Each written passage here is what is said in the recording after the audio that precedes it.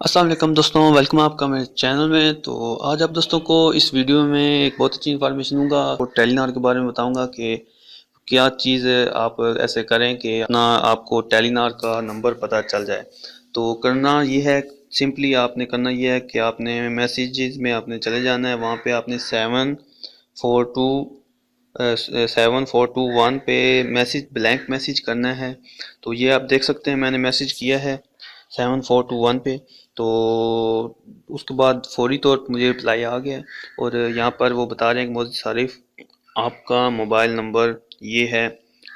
तो इस तरह आप अपने मोबाइल का सिम का जो नंबर है वो टेलीनार का जान सकते हैं।